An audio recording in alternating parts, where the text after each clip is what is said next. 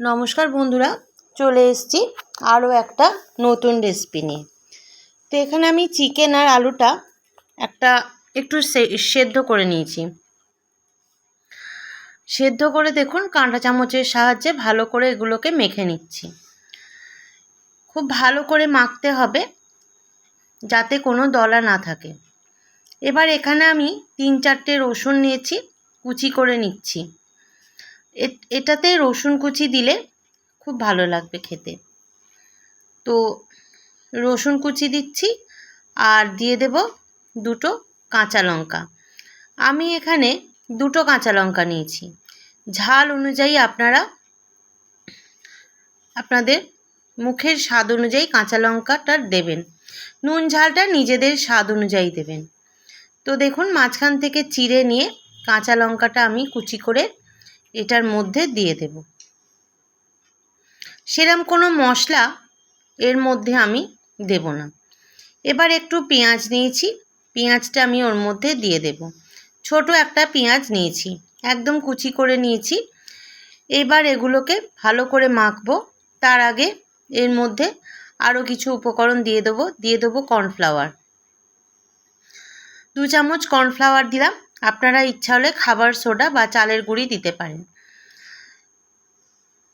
এবার এর মধ্যে দিয়ে দিলাম 1 টুকরো লেবুর রস। লেবুর রস দিলে এর স্বাদটা কিন্তু খুব সুন্দর আসে। এবার স্বাদ অনুযায়ী নুন দিলাম আর দিয়ে দেবো গোলমরিচ। গোলমরিচের গুঁড়োটা দিলেও কিন্তু খুব সুন্দর টেস্ট আসে। নুন আর লঙ্কাটা আপনারা আপনাদের জিভের স্বাদ অনুযায়ী দেবেন। গোলমরিচটা একটু বেশি দেবেন আর লেবুর রসটা একটু বেশি দেবেন। যেরকম আপনারা করবেন, মানে যতটা উপকরণ নেবেন ততটাই দেবেন। এবার ভালো করে মেখে নেব। আমি একটু জল এর মধ্যে দেব, খুব শক্ত হয়ে গেছে, মানে বাইন্ডিংটা হচ্ছে না। একটুখানি জল আমি এর মধ্যে দিয়ে নেব। আপনাদের যদি জল না লাগে তাহলে না দেবেন, অল্প একটুখানি জল দেব। এতে কর্নফ্লাওয়ারটা দেওয়া আছে বলেই কিন্তু মাখাটা ঠিক মতো করা যাচ্ছে না। তবে অনেকটা জল একসঙ্গে ঢেলে দেবেন না, তাহলে কিন্তু একদম পাতলা হয়ে যাবে, মাখতেই পারবেন না। খুব ভালোভাবে মসৃণভাবে এটাকে মেখে নিতে হবে।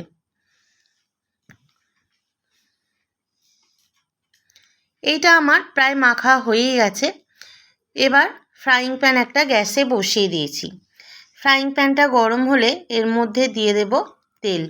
বেশ খানিকটা তেল এর মধ্যে দিতে হবে, তবে এটা ডুবো তেলে করতে পারলেই ভালো। আমি অতটাও তেল দিলাম না, ফ্রাইং প্যানে একটু বেশি তেল দিলাম। ডুবো তেল এটাকে বলে না। আপনারা যদি কড়ার মধ্যে দিয়ে এটাকে ভাজেন তাহলে সেটা ডুবো তেলে ভাজা হবে। তেলটা একটু গরম করে নেব। তেলটা গরম হওয়ার সাথে সাথেই চিকেনের বলগুলো গড়ে গড়ে ফ্রাইং প্যানের মধ্যে দিয়ে দেব। আমি এখানে গোল শেপ করেছি, আপনারা ইচ্ছা হলে লম্বা বা স্কোয়ার করতে পারেন। যেরকম আপনাদের ইচ্ছা হবে সেরকম করবেন। আমি এখানে সবকটাই গোল করেছি। আর সবকটা বলই আমার ফ্রাইং প্যানের মধ্যে ধরে গেছে। বলগুলোকে সরিয়ে সরিয়ে ঠিকভাবে সাজিয়ে ফ্রাইং প্যানের মধ্যে দিতে হবে।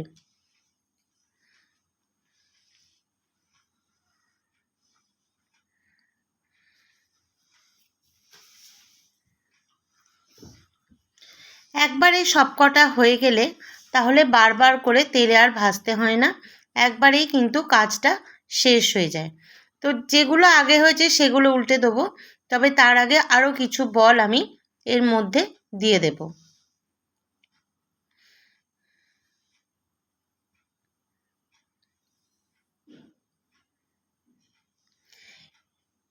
এগুলোকে এবার উল্টে দেব। দেখুন এক পিঠ কিন্তু লাল করে ভাজা হয়ে গেছে, তবে আমি এখানে একটু গ্যাসটা কমিয়ে দিয়েছি।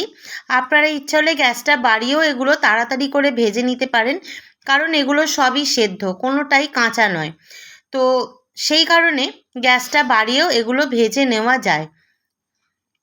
কাঁচা থাকলে অবশ্যই কিন্তু ঢাকা দিয়ে গ্যাস কমিয়ে সেদ্ধ হওয়ার জন্য অপেক্ষা করতে হয়। তো কয়েকটা উল্টে দিয়ে আরও কিছু চিকেন বলস আমি এর মধ্যে দিয়ে দেব।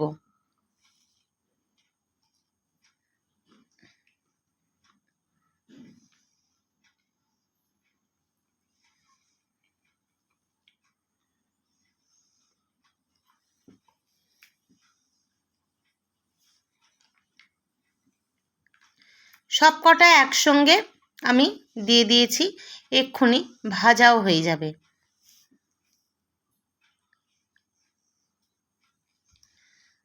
তো বাকিগুলো উল্টে আমি এগুলো ভালো করে ভেজে নেব।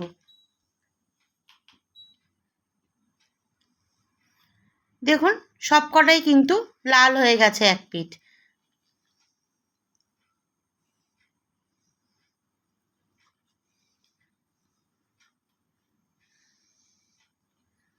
এগুলো সব সেদ্ধ করা আছে, আমি গ্যাসটা একটু জোর করে সব কটাই ভেজে নেব।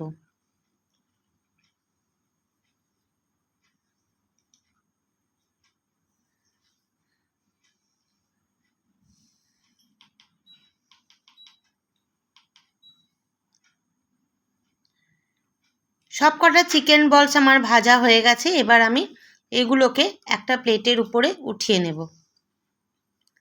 দেখুন সব কটা সুন্দর করে আমি লাল করে ভেজে নিয়েছি, একদম খুব মুচমুচেভাবে ভাজা হয়েছে। আপনারাও এরকমভাবেই ভেজে নেবেন।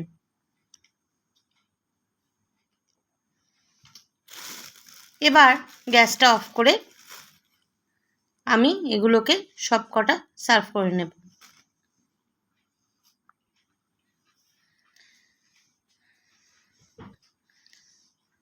তো বন্ধুরা, যদি আমার রেসিপিটা ভালো লেগে থাকে তাহলে অবশ্যই একটা লাইক করবেন, কমেন্ট করবেন, শেয়ার করবেন, সাবস্ক্রাইব করবেন আমাদের চ্যানেল শতদ্রোষ কিচেন।